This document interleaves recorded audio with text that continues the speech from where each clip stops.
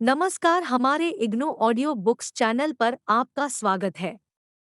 इंदिरा गांधी राष्ट्रीय मुक्त विश्वविद्यालय school of law (SOL) certificate मानव अधिकार में सर्टिफिकेट कार्यक्रम CHR 11 मानव अधिकार विकास अवधारणाएं तथा मुद्दे। खंड 1 मानव अधिकारों का ज्ञान। इकाई 1 मानव अधिकार अर्थ तथा अंतर्राष्ट्रीय महत्व का विकास। 1.0 उद्देश्य। यह इकाई मानव अधिकारों के महत्व की विवेचना करती है कि मानव व्यक्तित्व के व्यापक विकास के लिए ये कितने महत्वपूर्ण हैं। इस इकाई के अध्ययन के पश्चात आप मानव अधिकारों का महत्व अर्थात मानवीय व्यक्तित्व ह्यूमन पर्सनालिटी के विकास में इनकी भूमिका कितनी महत्वपूर्ण है, इसके बारे में समझ सकेंगे। अधिकारों की धारणा की परिभाषा और अर्थ बता सकेंगे। मानव अधिकारों की प्रकृति एवं विशेषताओं के बारे में समझ सकेंगे। विश्व के महत्वपूर्ण राज्यों जैसे इंग्लैंड, संयुक्त राज्य अमेरिका, फ्रांस और पूर्व सोवियत संघ में अधिकारों की उत्पत्ति के बारे में जान सकेंगे और मानव अधिकार संबंधी मानदंड विकसित करने के लिए अंतर्राष्ट्रीय प्रयत्नों पर चर्चा कर सकेंगे। एक प्रस्तावना। मानव अधिकार आज के युग की सबसे शक्तिशाली धारणा के रूप में उभरे हैं। संयुक्त राष्ट्र संघ के पूर्व महासचिव बूट्रोस घाली के अनुसार ये मानव जाति की साझी भाषा तथा सभी प्रकार की राजनीति के निर्णायक मानदंड बन गए हैं। इस भाषा को अपनाने के परिणामस्वरूप विश्व के विभिन्न लोग एक दूसरे को समझने तथा अपना इतिहास स्वयं लिखने योग्य हो गए हैं। पारिभाषिक दृष्टिकोण से मानव अधिकार सभी प्रकार की राजनीति के अंतिम निर्णायक मानदंड है। आज सभी राज्य एवं विभिन्न समूह इसके बारे में चर्चा करते हैं तथा इनकी मान्यता, प्रोत्साहन एवं सुरक्षा के लिए संघर्षरत है। इस संदर्भ में दो महत्वपूर्ण व्यक्तियों, एक विद्वान तथा दूसरा राजनेता के वक्तव्य काफी महत्वपूर्ण हैं। पहला, सर हर्ष लॉटरपैच, जो 20वीं शताब्दी के एक प्रसिद्ध अंतर्राष्ट्रीय विधिवेत्ता एवं मानव अधिकारों के प्रबल समर्थक रहे हैं, ने आधुनिक कानून तथा अंतर्राष्ट्रीय स्तर पर राज्यों के व्यवहार की बाखूबी व्याख्या की तथा इस संदर्भ में उसने 1947 में यह टिप्पणी की, मानवीय व्यक्तित्व की सुरक्षा तथा इसके मूल अधिकारों की सुरक्षा सभी प्रकार के कानूनों, राष्ट्रीय अथवा अंतर्राष्ट्रीय, का अंतिम उद्देश्य है। इस तरह संयुक्त राज्य अमेरिका के अदलाई स्टेवेंसन ने एक बार लिखा, हम जो कुछ भी करते हैं या करने का प्रयत्न करते हैं उनकी तह में मानव अधिकार ही होते हैं। ये दो वक्तव्य, एक विधिवेत्ता तथा दूसरा राजनेता का, यह स्पष्ट रूप से उद्घाटित करते हैं कि मानव अधिकारों की धारणा ने मानवीय जीवन बटा समाज में महत्वपूर्ण स्थान प्राप्त कर लिया है। इसी तरह यह भी सच है कि हमारे जीवन का काफी समय इन अधिकारों के समर्थन तथा संरक्षण के लिए किए गए प्रयत्नों में बीतता है। इसके अतिरिक्त यह याद रखना भी आवश्यक है कि परंपरागत एवं समकालीन दोनों राजनीतिक सिद्धांतों ने इस सिद्धांत की बार बार अभिपुष्टि की है कि राज्य अथवा कोई अन्य सामाजिक बटा कानूनी व्यवस्था का अस्तित्व व्यक्ति के लिए है, न कि व्यक्ति राज्य के लिए। 1948 से लेकर आज तक संयुक्त राष्ट्र संघ ने मानव अधिकारों से संबंधित लगभग 100 प्रापत्रों को अपनाया है, जिनमें मानवीय संबंधों के सभी पक्ष निहित हैं।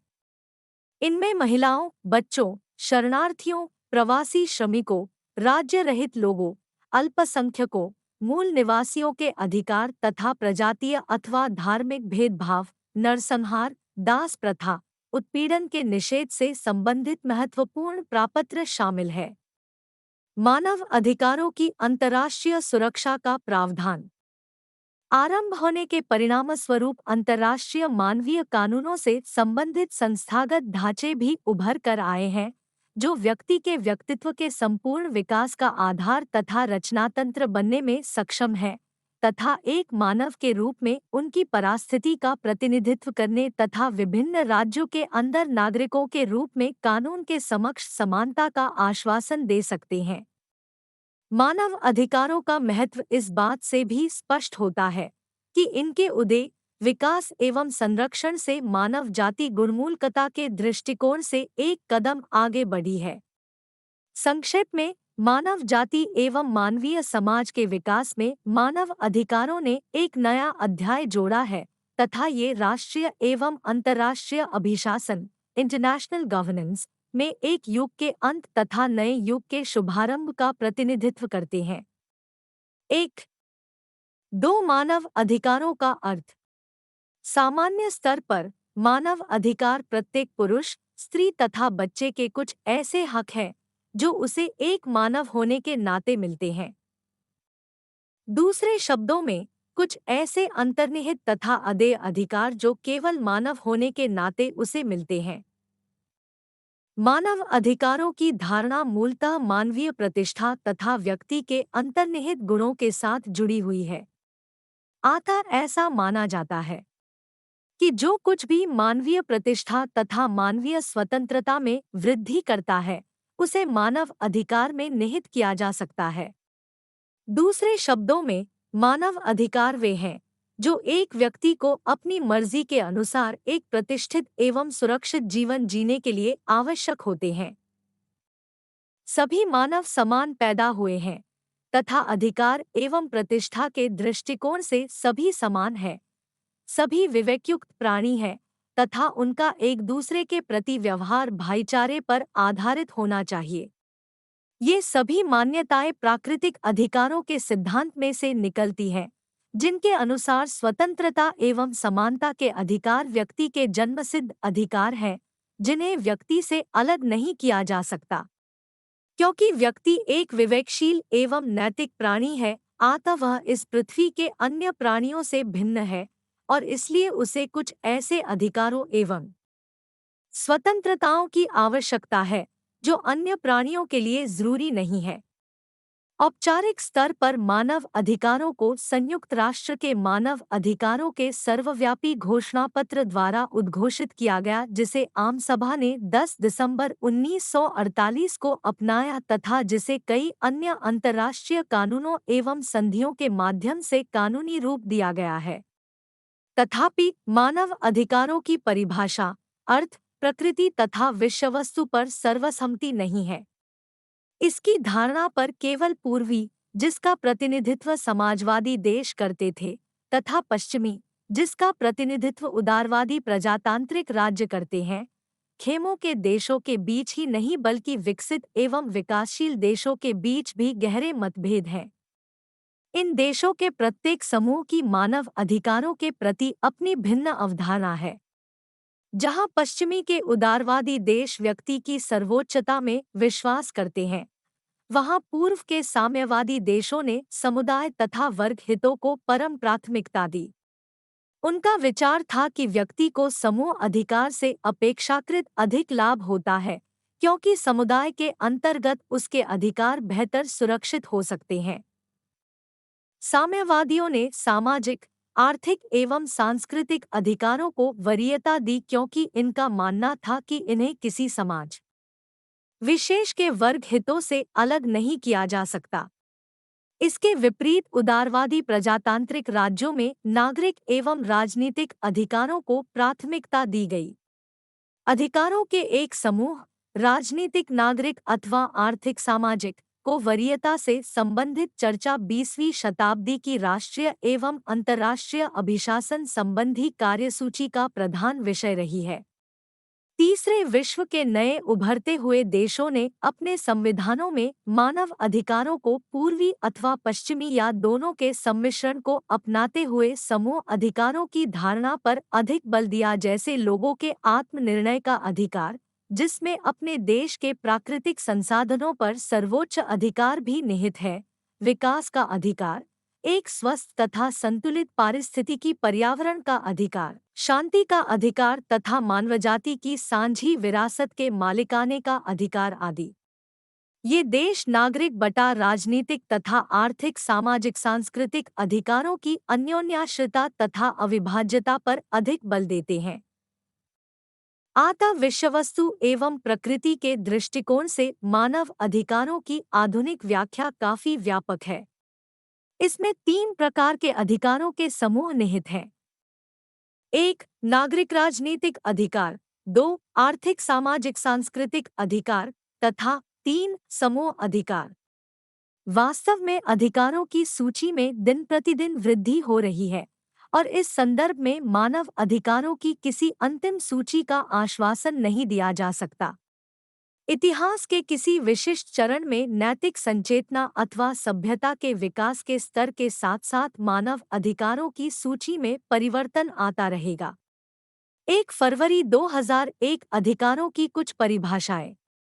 आइए अब हम कुछ महत्वपूर्ण प्रश्नों के बारे में चर्चा करें, जैसे अधिकारों का महत्व क्या है, हमें इनकी आवश्यकता क्यों है, हम अधिकारों को किस प्रकार परिभाषित कर सकते हैं, अधिकारों के लिए सबसे उपयुक्त शब्दावली कौन सी है, क्या प्राकृतिक अधिकार, नागरिक अधिकार, राजनीतिक अधिकार तथा मौलिक अधिकार जैसी शब्दावलियां समान है या इनके अर्थ भिन्न भिन्न है।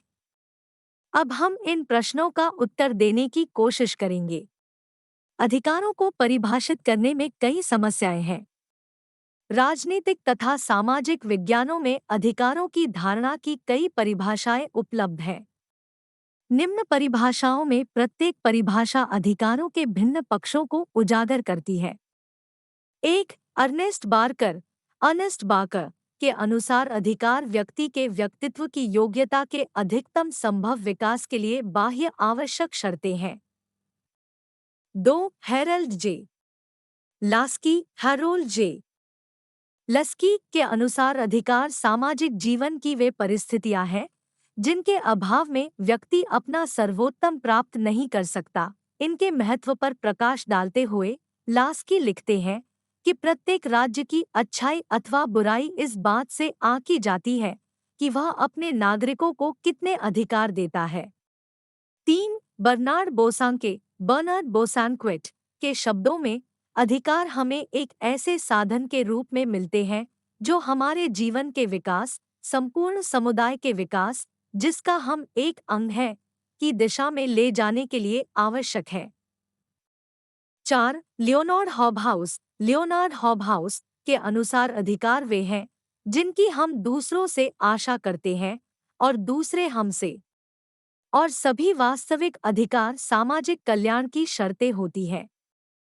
किसी भी व्यक्ति द्वारा मांगे जाने वाले अधिकार एक तरफ तो कुछ ऐसे दावे होते हैं जो किसी भी व्यक्ति के एक विवेकशील प्राणी के रूप में विकसित होने के लिए अनिवार्य है, तथा दूसरी तरफ ये उन सभी कार्यों एवं कर्तव्यों को निभाने के लिए आवश्यक होते हैं जिनकी समाज अपेक्षा करता है।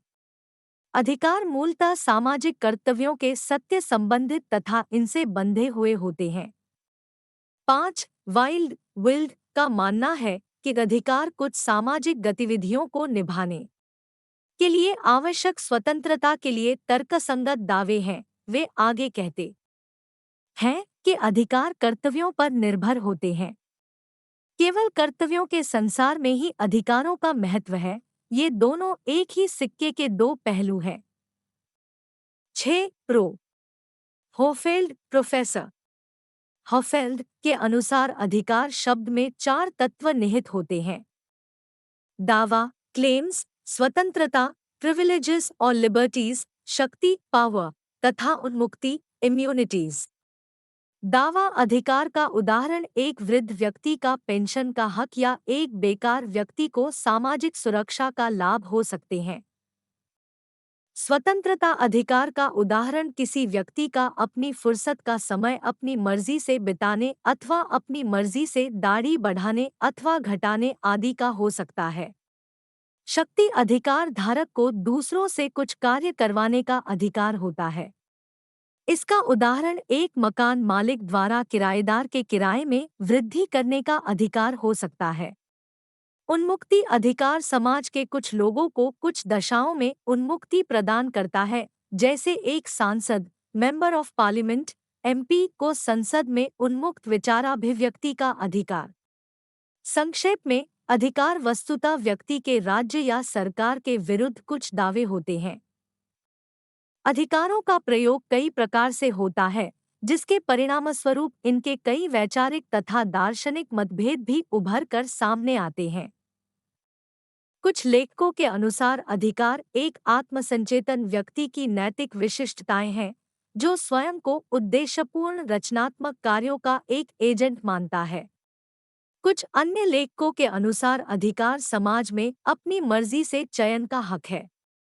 मक्लोस्की के अनुसार अधिकार व्यक्ति के कुछ करने अथवा सामाजिक स्तर पर आनंद उठाने से संबंधित हक है। इसके अनुसार अधिकारों का संबंध सदैव सामाजिक कल्याण से रहा है, अर्थात सामान्य परिस्थितियों में व्यक्ति के लिए क्या उत्तम है। फेनबर्ग तथा वाइट के अनुसार अधिकार वे हैं जिनकी मांग की जा सकती है, दावा किया जा सकता है, धारण किया जा सकता है, आनंद उठाया जा सकता है, प्रयोग किया जा सकता है तथा जिन्हें संरक्षित किया जा सकता है। अधिकारों के संदर्भ में दो अन्य शब्दावलियां हैं, कानूनी तथा नैतिक अधिकार।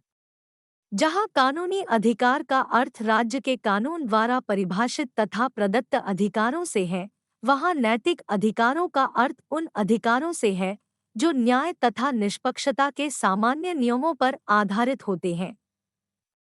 नैतिक अधिकार जरूरी नहीं है कि राज्य के कानून द्वारा समर्थित हो या लागू किए जाए। उदाहरण के लिए, एक अध्यापक यह दावा कर सकता है कि एक बच्चे को अनुशासित करने का उसका नैतिक अधिकार है, उसे शैक्षणिक मामलों अथवा नैतिक विकास से संबंधित सलाह देना या जीविका संबंधी मामलों में सलाह देना उसका नैतिक अधिकार है। इस तरह कई बार कुछ लोग अपनी मेहनत से कमाए हुए धन पर अपना नैतिक हक जताते हैं। दूसरे शब्दों में, मानव अधिकार जीवन की वे परिस्थितियां हैं जो हमें समझबूझ एवं चेतना के मानवीय गुणों का विकास करने अथवा उनका प्रयोग करने की सुविधा प्रदान करती है तथा हमारी आत्मिक आवश्यकताओं को संतुलित करती है। इनके अभाव में हम अपने व्यक्तित्व का पूर्ण विकास नहीं कर सकते। ये मानवीय प्रकृति की मूलभूत आवश्यकताएं हैं जिनके बिना व्यक्ति सामान्य जीवन नहीं जी सकता। जेम्स निकल ने ठीक ही कहा है कि मानव अधिकार व्यक्ति के जीवन के लिए वे न्यूनतम परिस्थितियां सुरक्षित करते हैं जो एक अच्छे जीवन के लिए आवश्यक है। स्कॉट डेविड के अनुसार मानव अधिकारों की धारणा व्यक्ति को राज्य सरकार अथवा प्राधिकरण की सत्ता से बचाने के साथ अभिन्न रूप से जुड़ी हुई है। साथ ही इसका संबंध राज्य द्वारा कुछ ऐसी परिस्थितियों का निर्माण करना भी है जिनके अंतर्गत व्यक्ति अपनी क्षमताओं का पूर्ण विकास कर सके। प्लानो तथा ऑलन के अनुसार मानव अधिकार व्यक्ति के अस्तित्व, उत्तरजीविता तथा व्यक्तित्व के विकास के लिए परमावश्यक है। व्यक्ति को उसके मानव अधिकारों से वंचित करने का अर्थ है सामाजिक एवं राजनीतिक अस्थिरता, युद्ध, विभिन्न देशों में शत्रुता अथवा राज्य के अंदर विभिन्न समूहों के बीच झगड़ों को निमंत्रण देना। दार्शनिक राजनेताओं अथवा विधिवेत्ताओं के लिए मानव अधिकार अमूर्त विषय होने के बजाय ऐसे अधिकार हैं जो प्रत्येक व्यक्ति के दैनिक जीवन को प्रभावित करते हैं, चाहे वह एक पुरुष है, स्त्री है अथवा बच्चा। मानव अधिकार एक व्यापक शब्दावली है जिसमें नागरिक, राजनीतिक, नकारात्मक, आर्थिक, सामाजिक, सांस्कृतिक, सकारात्मक तथा समूह अधिकार निहित है। हमें यह भी स्वीकार करना चाहिए कि अधिकार तथा कर्तव्य एक ही सिक्के के दो पहलू हैं। समाज में एक व्यक्ति के अधिकार दूसरों पर कुछ कर्तव्य आरोपित करते हैं। उस राज्य के प्रति निष्ठा जहाँ व्यक्ति रहता है, राज्य के कानूनों का पालन कर अदायगी, वोट, मत के अधिकार का प्रयोग, आवश्यकता पड़ने पर सैनिक सेवा, छोटे बच्चों के प्रति माँ बाप के कर्तव्य तथा वयस्क बच्चों की अपने माँ बाप की देखभाल, ये कुछ ऐसे कर्तव्य हैं जिन्हें सभी देशों में स्वीकार किया गया है। 1.3 मानव अधिकारों की प्रकृति एवं स्वरूप। अधिकार कई प्रकार के होते हैं, जैसे कानूनी, नैतिक, नागरिक, राजनीतिक, सामाजिक, आर्थिक, सांस्कृतिक आदि। राज्य के कानून द्वारा प्रदत्त एवं सुरक्षित अधिकारों को कानूनी अधिकार कहा जाता है। इसके अतिरिक्त अधिकारों को लागू किया जाना अत्यधिक महत्वपूर्ण है। ऐसा भी संभव है कि व्यक्ति को कुछ अधिकार दिए तो जाएं परंतु उन्हें लागू न किया जाए। उदाहरण के लिए, यदि मेरी कार चोरी हो जाती है और चोर को नहीं पकड़ा जाता, परंतु फिर भी मेरा कार रखने का अधिकार बना रहता है। अंतर्राष्ट्रीय स्तर पर 3 तरह के मानव अधिकार उभर कर आए हैं। नागरिक एवं राजनीतिक अधिकार, आर्थिक सामाजिक सांस्कृतिक अधिकार तथा समूह दृढ़ीकरण अधिकार।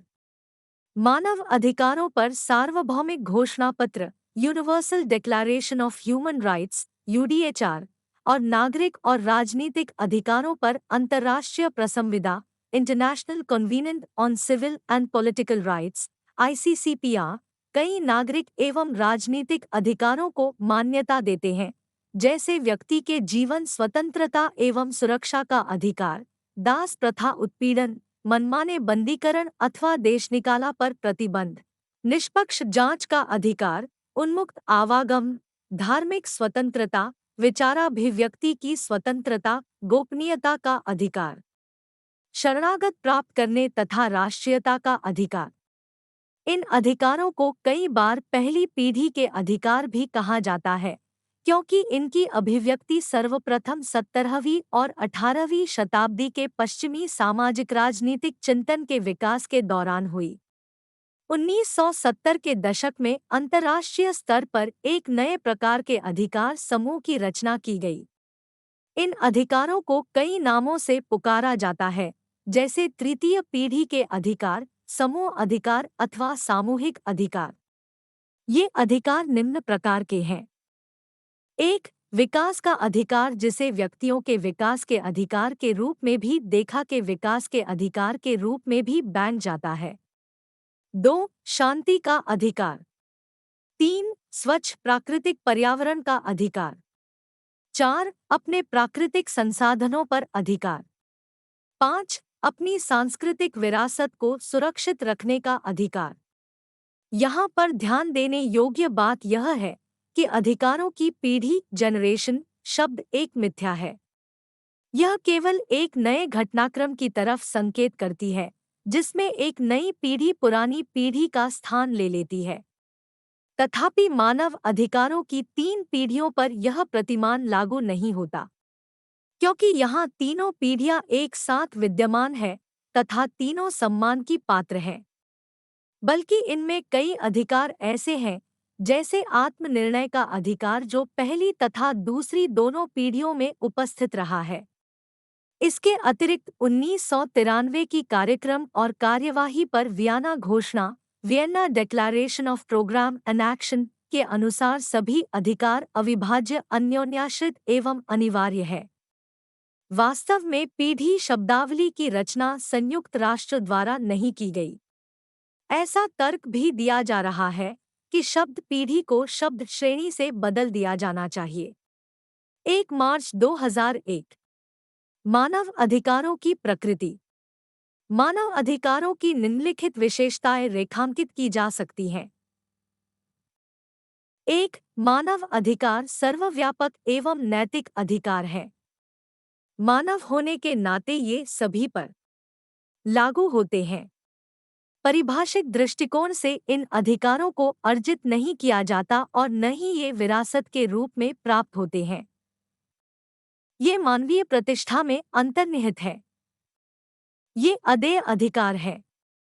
2. इन अधिकारों का मूल निर्देशक नियम यह है कि ये राज्य के सभी नागरिकों को समान रूप से मिलने चाहिए, अर्थात नस्ल, रंग, लिंग, भाषा, धर्म, राजनीतिक विचारधारा, राष्ट्रीय अथवा सामाजिक उत्पत्ति, संपत्ति आदि के आधार पर किसी प्रकार का भेदभाव नहीं किया जाना चाहिए। मानव अधिकारों पर सार्वभौमिक घोषणा पत्र का अनुच्छेद 2। ये सभी व्यक्तियों पर समान रूप से लागू होते हैं। संक्षेप में, भेदभावहीनता समकालीन अधिकारों की प्रमुख विशेषता है। 3. मानव अधिकार इस अर्थ में भी सर्वव्यापक है कि ये राष्ट्रीय सीमाओं तथा विचार धाराओं से भी ऊपर हैं। इन्हें सांस्कृतिक एवं वैचारिक दृष्टिकोण से तटस्थ बनाया गया है। ये विशिष्ट रूप से न तो उदारवादी है, न समाजवादी, न पश्चिमी अथवा पूर्वी, विकसित अथवा विकासशील, ईसाई, मुस्लिम, हिंदू अथवा बौद्ध। 4. प्रकृति तथा विषयवस्तु के दृष्टिकोण से मानव अधिकारों की धारणा काफी व्यापक है। इसमें सभी श्रेणियों के अधिकार शामिल हैं। नागरिक, राजनीतिक, आर्थिक, सामाजिक, सांस्कृतिक तथा नए उभरते हुए समूह अधिकार जैसे अल्पसंख्यकों, मूल निवासियों के अधिकार, विकास का अधिकार, शांति का अधिकार, स्वच्छ वातावरण का अधिकार आदि। वास्तव में अधिकारों की सूची काफी लंबी है और इसमें दिन प्रतिदिन वृद्धि हो रही है। मानव अधिकारों की कोई भी सूची अंतिम नहीं है। सामाजिक संचेतना अथवा सभ्यता के विकास के साथ साथ मानव अधिकारों की विषयवस्तु में परिवर्तन आता रहेगा। अतः अतिभव्य तथा अन्योन्याक्ति है। संयुक्त राष्ट्र इसमें 5 सभी अधिकार एवं स्वतंत्रताएं अविभाज्य तथा अन्योन्याश्रित है। संयुक्त राष्ट्र इनमें से किसी एक को वरीयता नहीं देता। हालांकि इनका भिन्न श्रेणियों में वर्गीकरण अवश्य किया गया है, परंतु ये सभी अधिकार एक दूसरे के पूरक हैं। ये सभी अंतर्संबंधित भी हैं। कोई एक अधिकार दूसरे से बढ़कर नहीं है। 6. ये अधिकार निरंकुश अथवा असीमित नहीं है। इनमें से कई अधिकारों को युद्ध अथवा संकटकालीन अवस्था में निलंबित किया जा सकता है।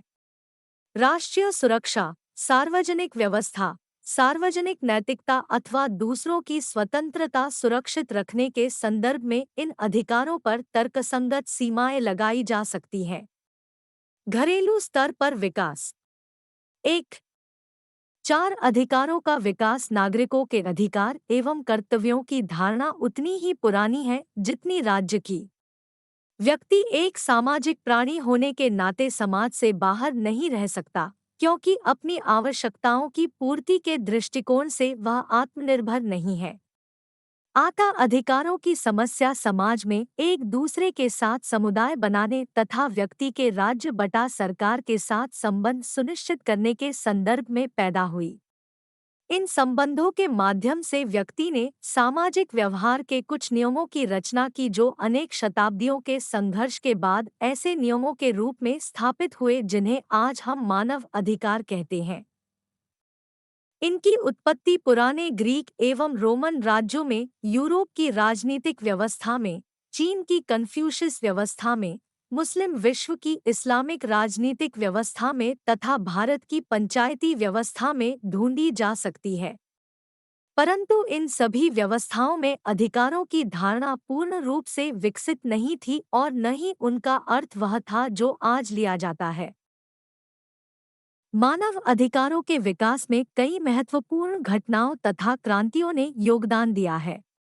मानव अधिकारों के प्रारंभिक चार्टर ब्रिटेन के 3 संवैधानिक प्रापत्रों में पाए जाते हैं, जिनके नाम है Magna carta 1215, petition of right 1628 तथा बिल ऑफ राइट्स 1689, जो 1688 की सुनहरी क्रांति ग्लोरियस रेवोल्यूशन के बाद अपनाया गया था।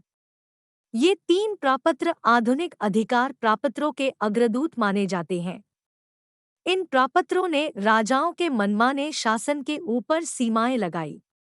स्मरण रहे कि 17वीं शताब्दी के इंग्लैंड में राजाओं की मनमानी शक्ति को लेकर संसद तथा राजतंत्र में लगातार संघर्ष चलता रहा। इन संघर्षों की परिणति 1688 की सुनहरी क्रांति में हुई। इस क्रांति को खून रहित क्रांति ब्लडलेस रेवोल्यूशन भी कहा जाता है, जिसने जेम्स द्वितीय को शासन छोड़ने पर मजबूर कर दिया।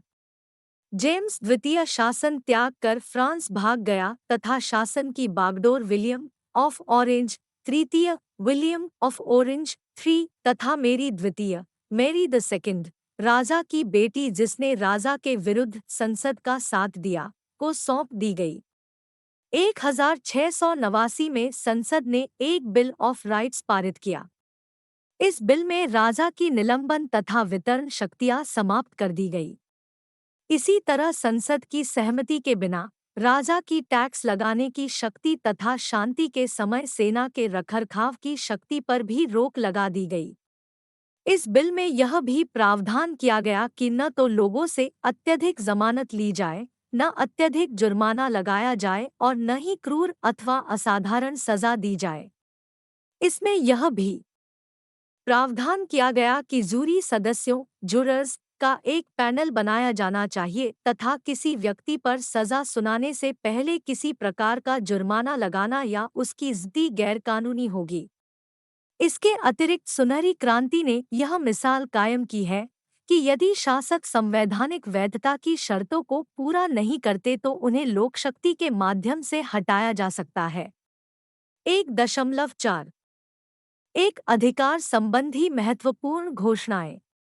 17वीं शताब्दी के अंतिम वर्षों तथा 18वीं शताब्दी में अधिशासन के एक नए दर्शन के रूप में मानव स्वतंत्रताओं को लिखित गारंटी के रूप में स्थापित करने की आवश्यकता अनुभव की गई। व्यक्ति की प्रतिष्ठा एवं अधिकार 18वीं शताब्दी के राजनीतिक दर्शन की प्रमुख विशेषता थी।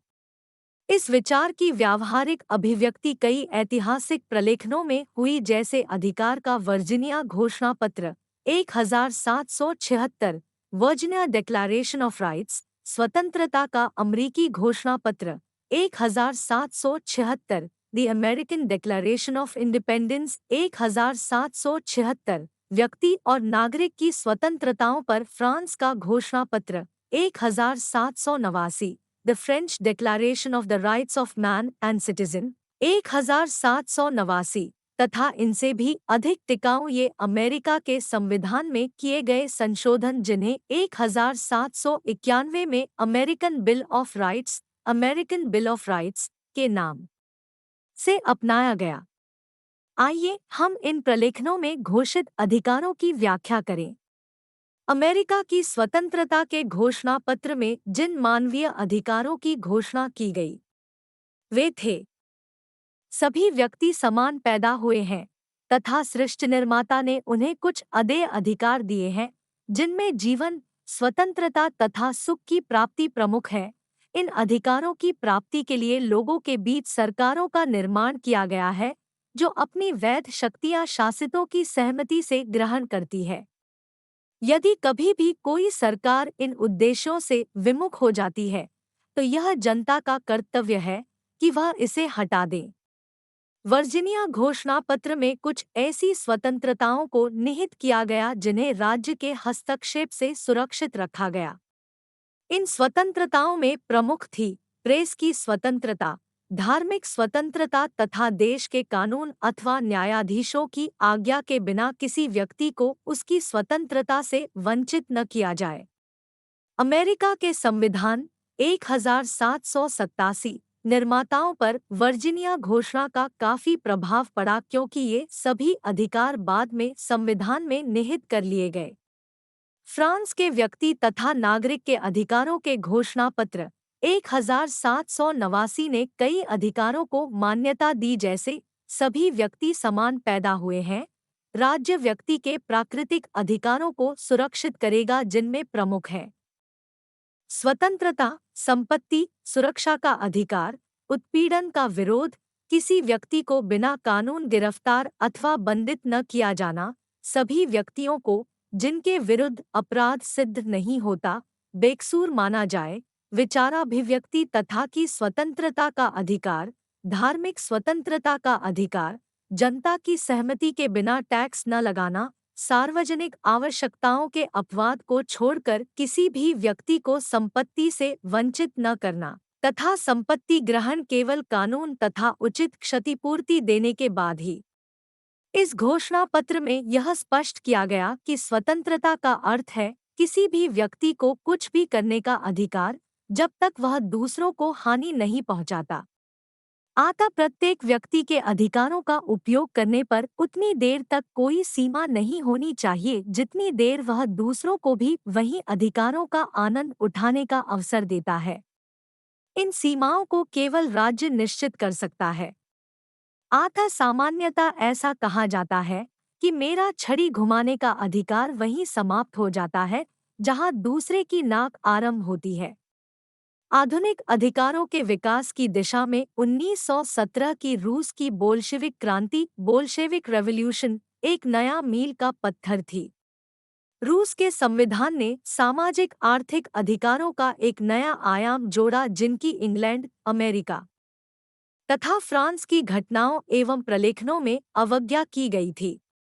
जहां इन तीन क्रांतियों ने नागरिक राजनीतिक अधिकारों के रूप में पहली पीढ़ी का प्रतिनिधित्व किया, जिन्हें नकारात्मक अधिकार भी कहा जाता है, वहां रूस की क्रांति ने सामाजिकार्थिक अधिकारों को लोकप्रिय बनाया जिन्हें सकारात्मक अधिकार भी कहा जाता है, क्योंकि इनके कार्यान्वयन में भौतिक संसाधनों तथा राज्य के सकारात्मक हस्तक्षेप की आवश्यकता पड़ती है। संक्षेप में, उपरोक्त सभी घोषणाओं, घटनाओं तथा क्रांतियों ने मानव अधिकार की अवधारणा को आकार देने में महत्वपूर्ण योगदान दिया है। तथापि अपने समय तथा विशिष्ट परिस्थितियों की उपज होने के नाते वे अपने आप में परिपूर्ण नहीं थे और अपने प्रयोग में काफी संकुचित तथा सीमित थे। उदाहरण के लिए, मैग्ना कार्टा ने केवल जमींदारी वर्ग को ही रियायतें, न ही अधिकार दी, हालांकि इसने मनमाने शासन पर भी लगाम लगाई तथा कानून के शासन की नींव रखी। अमरीकी घोषणापत्र तथा उनके अधिकार प्रापत्रों का लाभ भी केवल श्वेत एंग्लोसैक्सन तथा Protestant white Anglo-Saxon and Protestant लोगों को ही प्राप्त हुआ। दास प्रथा समाप्त होने से पहले 1864 तक अश्वेत लोगों को कोई अधिकार प्राप्त नहीं थे। इसी तरह स्त्रियों के अधिकार भी अमेरिकन क्रांति के समय अधिकारों की अवधारणा का अंग नहीं थे। इसी तरह हालांकि फ्रांस की क्रांति अमरीकी क्रांति की अपेक्षा अधिक समतावादी थी, फिर भी स्त्रियों के अधिकार का मुद्दा उभरने से पहले ही दबा दिया गया। दास प्रथा समाप्त कर दी गई, परंतु नेपोलियन के शासन में इसे फिर से मान्यता मिल गई। अंत में इंग्लैंड अथवा फ्रांस ने अधिकारों की धारणा का अपने उपनिवेशों के लोगों तक विस्तार नहीं किया। संक्षेप में, मानव अधिकार उस समय सर्वव्यापक नहीं थे। 1.5 मानव अधिकार संबंधी मानदंडों के लिए अंतर्राष्ट्रीय प्रयत्न। पिछले 350 सालों में विभिन्न समागमों तथा अंतर्राष्ट्रीय संस्थाओं द्वारा मानव अधिकारों के मानक तथा मानदंड निश्चित करने के लिए कई प्रयत्न किए गए हैं। अंतर्राष्ट्रीय राजनीति एवं कानून द्वारा मानव अधिकारों की सुरक्षा के लिए किए गए कुछ प्रयत्न निम्नलिखित हैं, जिनके परिणामस्वरूप मानव अधिकारों की अवधारणा का अंतर्राष्ट्रीयकरण करने में सहायता मिली है। 1.5 1. मानवतावादी हस्तक्षेप। मानवतावादी हस्तक्षेप ह्यूमैनिटेरियन इंटरवेंशन की धारणा का विकास कई अंतर्राष्ट्रीय ख्याति प्राप्त विधिवेत्ताओं द्वारा किया गया, जिनमें 17वीं शताब्दी के अंतर्राष्ट्रीय कानून के जनक ह्यूगो ग्रोटियस जैसे नाम भी शामिल हैं। इस सिद्धांत के अनुसार किसी एक देश द्वारा दूसरे देश के विरुद्ध शक्ति का प्रयोग वैध ठहराया गया यदि दूसरा देश अपनी प्रजा के साथ इतना निर्दयतापूर्ण व्यवहार करे कि इससे अंतर्राष्ट्रीय समुदाय की रूह कांप उठे। इसमें कोई शक नहीं है कि अतीत में मानवतावादी हस्तक्षेप का गलत प्रयोग भी किया गया तथा इसे कमजोर देशों पर शासन जमाने के एक साधन के रूप में भी प्रयुक्त किया गया। परंतु इसमें पहली बार यह स्वीकार किया गया कि अंतर्राष्ट्रीय कानून के अंतर्गत किसी भी देश के शासक द्वारा अपनी प्रजा पर तानाशाही जमाने की भी कुछ सीमाएं हैं, जिनका अतिक्रमण नहीं किया जाना चाहिए।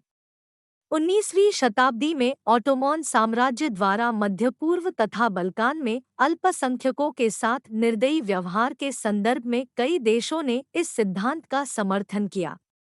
1.5 दो अंतर्राष्ट्रीय मानवतावादी कानून। अंतर्राष्ट्रीय मानवतावादी कानून इंटरनेशनल ह्यूमैनिटेरियन लॉ का विकास युद्ध से संबंधित कई संधियों के परिणामस्वरूप हुआ। 1864, 1906 तथा 1929 की संधियों ने युद्ध क्षेत्र, स्थल तथा समुद्री स्तर पर में घायल सैनिकों के अधिकारों को नियमित किया। 1864 की संधि में युद्ध के दौरान स्वास्थ्य कर्मचारियों तथा अस्पतालों को सुरक्षा दी गई।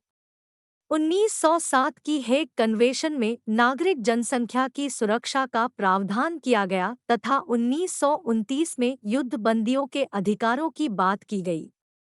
इन संधियों के अंतर्गत कारकों का समय समय पर संशोधन तथा आधुनिकीकरण किया जाता रहा है। इनमें से अधिकतर कानूनों को 1949 की 4 जेनेवा कन्वेंशंस तथा 1977 की 2 अतिरिक्त प्रोटोकॉलों में संहिताबद्ध कर दिया गया है। इसी तरह 1864 में हेनरी डुनंट द्वारा स्थापित रेड क्रॉस की अंतर्राष्ट्रीय समिति international committee of the red cross ने युद्ध संबंधित कानूनों का निर्माण करने में महत्वपूर्ण योगदान दिया।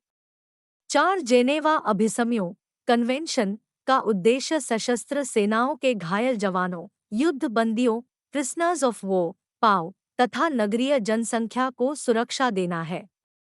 उदाहरण के लिए, युद्धबंदियों से संबंधित जेनेवा कन्वेंशन की मांग है कि बंदियों के साथ मानवीय व्यवहार किया जाएगा तथा उनसे सूचनाएं प्राप्त करने के लिए उनके साथ शारीरिक अथवा मानसिक उत्पीड़न मेंटल टॉर्चर का प्रयोग नहीं किया जाएगा। इसी तरह यह युद्धबंदियों के विरुद्ध बदला लेने पर भी प्रतिबंध लगाती है और यह प्रावधान करती है कि सभी युद्धबंदियों के साथ बंधक देश द्वारा समानता का व्यवहार किया जाएगा, अर्थात उनके साथ नस्ल, राष्ट्रीयता, धार्मिक विश्वास अथवा राजनीतिक मत के आधार पर कोई भेदभाव नहीं किया जाएगा। चौथी जेनेवा कन्वेंशन, जिसमें नगरीय जनसंख्या के बारे में प्रावधान किया गया है, विजय राज्य के लिए एक विशाल आचार संहिता की स्थापना करती है।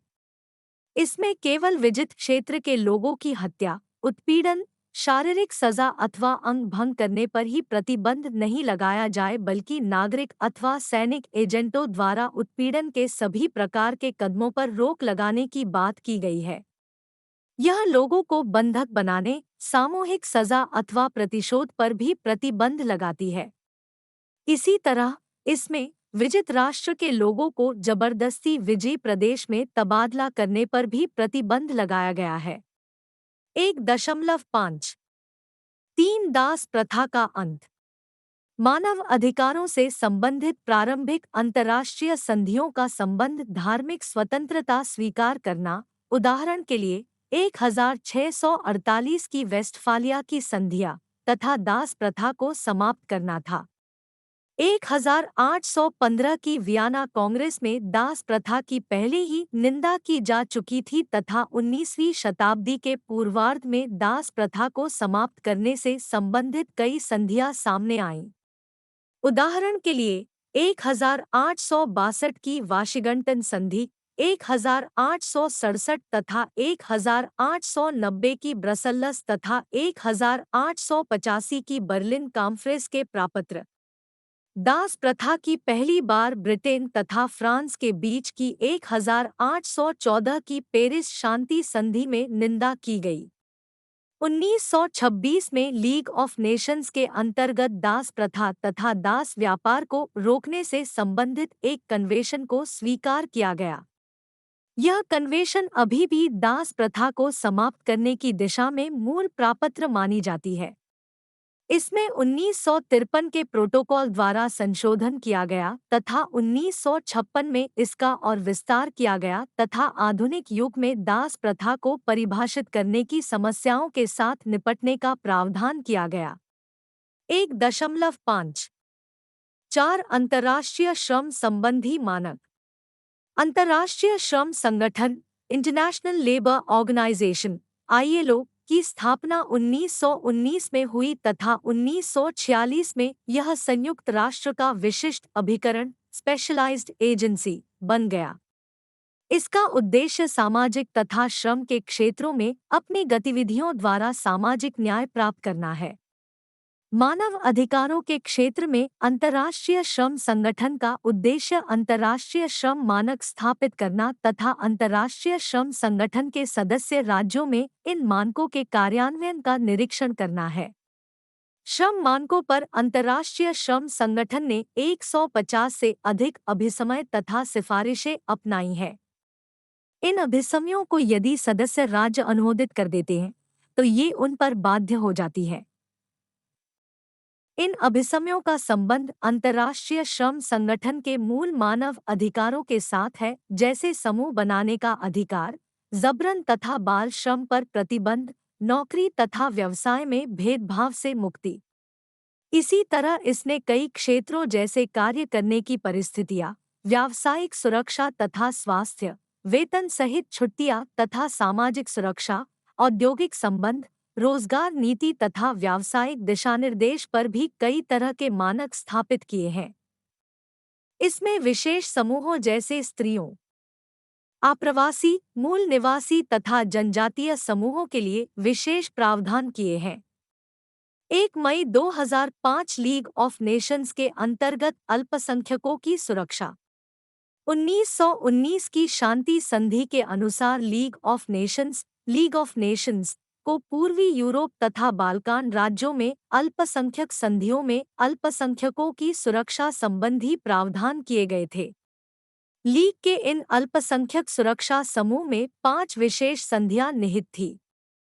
Poland, Serbo Croat state, Romania, Greece तथा चेकोस्लोवाकिया को बांध कर रखना। 2 ऑस्ट्रिया, बल्गारिया, हंगरी तथा टर्की की शांति संधियों में अल्पसंख्यकों के लिए विशेष प्रावधान। 3 अल्बानिया, लिथुनिया, इस्टोनिया तथा इराक द्वारा लीग में प्रवेश करते समय की गई 5 सामान्य घोषणाएं। 4 आलैंड द्वीपसमूह, आलंद आइलैंड्स के बारे में फिनलैंड द्वारा की गई विशेष घोषणा तथा डांजिंग, अपर सिल्सिया, अपर साइल्सिया तथा मेमिल से संबंधित संधियां। उपरोक्त संधियों से संबंधित विभिन्न देशों द्वारा किए गए वादों के लिए लीग ने एक गारंटीकर्ता के रूप में कार्य करना स्वीकार किया। इस कार्य को निभाने के लिए इसने अल्पसंख्यकों द्वारा उनके अधिकारों के उल्लंघन की शिकायतों से निपटने के लिए एक पद्धति बनाई। 1930 से 32 के बीच लीग के पास 305 शिकायत निवेदन पत्र आए, जिनमें से केवल 153 स्वीकार किए गए। इन पत्रों में प्रमुख शिकायतें थीं अल्पसंख्यकों के निजी स्कूलों को दबाना, पूर्वाग्रही ऐतिहासिक पाठ्यक्रम लागू करना, अल्पसंख्यकों की भाषा पर सीमाएं, अल्पसंख्यक जमींदारों के प्रतिकूल हितों वाले भूमि सुधार, नौकरियों में भेदभाव नीति, पेंशन अधिकार पर रोक, नागरिकता की मनाही तथा राज्य द्वारा उनके विरुद्ध की गई हिंसा, उत्पीड़न तथा आतंक। इन शिकायतों के विरुद्ध लीग द्वारा की गई कार्यवाही काफी प्रभावशाली तथा अपने समय से काफी आगे की थी। हालांकि लीग छोटे मोटे मामलों तथा दिन प्रतिदिन पैदा होने वाले प्रजातीय तनावों को हल करने में काफी प्रभावशाली रही, परंतु शांतिपूर्ण सहअस्तित्व तथा सहयोग की दूरगामी समस्या को हल करने में नाकाम रही। तथापि लीग द्वारा अल्पसंख्यक अधिकारों से संबंधित विवादास्पद मुद्दों पर अंतर्राष्ट्रीय न्याय के स्थायी न्यायालय permanent court of international justice (PCI) की सलाह लेने की प्रथा को अंतर्राष्ट्रीय कानून में एक सकारात्मक कदम माना गया। इस संदर्भ में अंतर्राष्ट्रीय न्याय के स्थायी न्यायालय द्वारा minority schools of Albania case, minority schools in Albania case 1935 में दिया गया फैसला काफी महत्वपूर्ण माना जाता है। न्यायालय ने यह निर्णय दिया कि प्रजातीय, धार्मिक अथवा भाषाई अल्पसंख्यकों के बच्चों के साथ भी समान व्यवहार किया जाना चाहिए तथा उन्हें भी वही नागरिक, राजनीतिक तथा सुरक्षा संबंधी अधिकार मिलने चाहिए जो देश के अन्य नागरिकों को मिलते हैं। 1.56 संयुक्त राष्ट्र और मानव अधिकार। मानव अधिकारों के आधुनिक सिद्धांत के विकास में संयुक्त राष्ट्र का 1945 का चार्टर सबसे महत्वपूर्ण पड़ाव है। इस चार्टर में कई स्थानों पर मानव अधिकारों की चर्चा की गई है। इसका मानना है कि अंतर्राष्ट्रीय शांति और सुरक्षा अन्य तत्वों के अलावा बहुत हद तक मानव अधिकारों के अनुपालन पर निर्भर करती है। इसकी प्रस्तावना में यह कहा गया है, संयुक्त राष्ट्र के लोग सभी पुरुष, स्त्रियों तथा सभी छोटे एवं बड़े राष्ट्रों के मूलभूत मानव अधिकारों में विश्वास की पुनः पुष्टि की अभिव्यक्ति करते हैं। संयुक्त राष्ट्र के 4 प्रमुख उद्देश्यों में से एक है सभी के लिए जाति, लिंग, भाषा अथवा धर्म का भेदभाव किए बिना मानव अधिकार तथा स्वतंत्रताओं को प्रोत्साहित करना। चार्टर के अनुच्छेद 55 तथा 56 के अंतर्गत संयुक्त राष्ट्र के सदस्य साथ मिलकर संयुक्त रूप से अथवा अलग-अलग इस उद्देश्य को प्राप्त करने के लिए कटिबद्ध है। क्योंकि समय की कमी तथा राज्यों के बीच सर्वसम्मति न होने के कारण मानव अधिकारों को चार्टर के अंतर्गत परिभाषित नहीं किया गया अतः इसकी व्याख्या का कार्य आम सभा पर छोड़ दिया गया। आम सभा ने यह कार्य पूरा करके 1948 में मानव अधिकारों पर सार्वभौमिक घोषणा universal declaration of human rights (UDHR) को स्वीकृति दी, जिसमें नागरिक, राजनीतिक तथा आर्थिक, सामाजिक, सांस्कृतिक दोनों श्रेणियों के अधिकार निहित किए गए। कालांतर में इन्हें ठोस रूप देने के लिए आम सभा ने कई अभिसमय बटा प्रतिज्ञापत्र तथा घोषणाएं अपनाई तथा यह प्रक्रिया अभी भी चल रही है। अगली इकाई में संयुक्त राष्ट्र मानव अधिकार घोषणा पत्र तथा इनसे संबंधित समझौतों के बारे में विस्तार से बताया जाएगा। 1.6 सारांश। इस इकाई में आपने मानवीय व्यक्तित्व के विकास के लिए मानव अधिकारों के महत्व के बारे में पढ़ा। यहाँ मानव अधिकारों के विभिन्न अर्थों तथा धारणाओं के बारे में चर्चा की गई। इस इकाई में मानव अधिकारों की प्रकृति तथा इसकी विशेषताओं की व्याख्या भी की गई। यहाँ यह स्पष्ट किया गया कि मानव अधिकार सर्वव्यापक, अदेय, अविभाज्य तथा अन्योन्याश्रित है, तथापि ये निकुंज अथवा असीमित नहीं है। इनके उपयोग पर तर्कपूर्ण सीमाएं अथवा प्रतिबंध लगाए जा सकते हैं। हमारी उपरोक्त चर्चा का एक महत्वपूर्ण भाग मानव अधिकारों की उत्पत्ति को लेकर है, जो 13वीं शताब्दी के मैग्ना कार्टा से आरंभ होकर 20वीं शताब्दी की लीग ऑफ नेशंस की स्थापना तक चली। इस यात्रा में इंग्लिश, अमरीकी तथा फ्रांस की क्रांतियों ने तथा बिल ऑफ राइट्स ने योगदान दिया, जिन्होंने मानव अधिकार की धारणा को उत्तरोत्तर व्यापक किया। इसी तरह लीग ऑफ नेशंस, अंतर्राष्ट्रीय श्रम संगठन, रेड क्रॉस की अंतर्राष्ट्रीय समिति (ICRC) तथा 1917 की बोल्शेविक क्रांति के योगदान की भी चर्चा की गई है। और अंत में अधिकारों के विकास से संबंधित सभी मुख्य राष्ट्रीय तथा अंतर्राष्ट्रीय घटनाओं का भी परीक्षण किया गया है। धन्यवाद। मिलते हैं अगले वीडियो में अगले पाठ के साथ।